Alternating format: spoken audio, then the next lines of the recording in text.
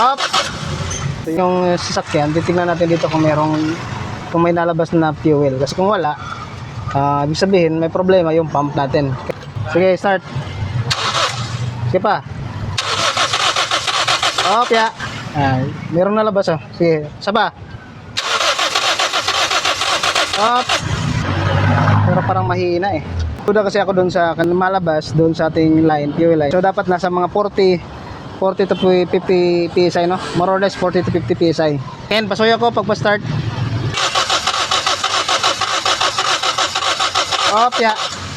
Yun, fast forward tayo mga bay. So dito ay nag-decide na ako na papalitan natin yung fuel pump assembly. Dahil kita naman natin na wala siyang pressure na nabubuo doon sa kanyang fuel lines. Kaya yun yung cause kung bakit ayaw niyang umandar. So nakabit na natin yung bagong fuel pump. So titesting natin ngayon kung meron na bang pressure.